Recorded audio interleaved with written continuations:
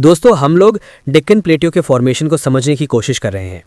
Deccan plateau India का सबसे बड़ा प्लेट्यू है जो इंडिया के सदर्न और वेस्टर्न पार्ट में फैला हुआ है और इसका फॉर्मेशन मेनली वॉल्केनिक इरप्शन से हुआ है, जिसे हम लोग आज इसी वीडियो में समझ लेंगे।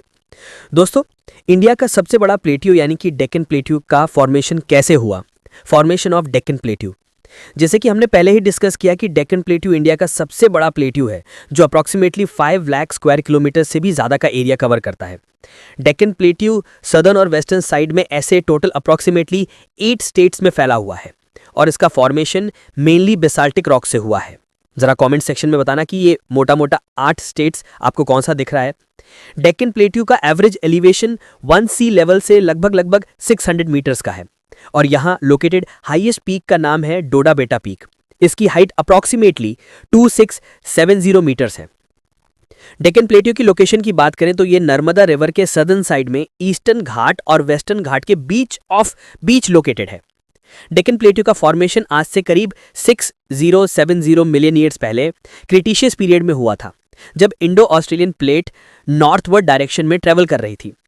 इसी ट्रेवल के दौरान इंडियन सब कॉन्टिनेंट के साउथ वेस्टर्न साइड में एक के बाद एक कई सारे वॉल्केनिक इरप्शंस हुए।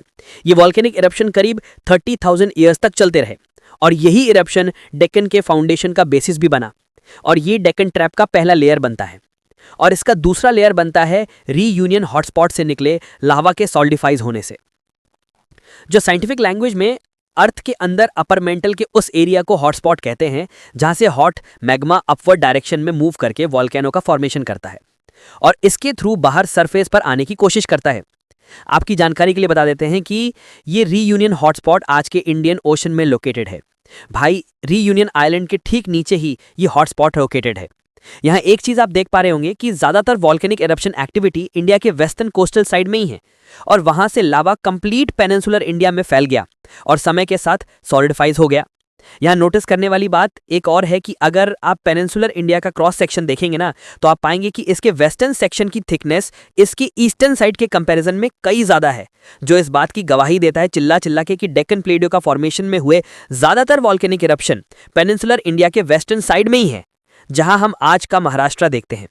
खैर, इस तरह के लावा के मल्टीपल लेयर से बने होने के कारण डेक्कन प्लेट्यू मिनरल्स के रिजर्व के मामले में काफी रिच है। यहाँ पर आयरन ओर, माइका, डायमंड्स और इसके साथ साथ गोल्ड भी पाया जाता है और इंडिया का फेमस कोलार गोल्ड माइंस इसी प्लेट्यू में लोकेटेड है। जियोलॉजिकली काफी पुराना होने की वजह से यहाँ आर्कियन से लेके धारवाड़, कडप्पा और गुणवाना रॉक्स के टाइम से भी रॉक्स पाए जाते हैं यहाँ पे। तो दोस्तों, इस वीडियो में आज के लिए डेक्कन प्लेट्यू के हिसाब से इतना ही।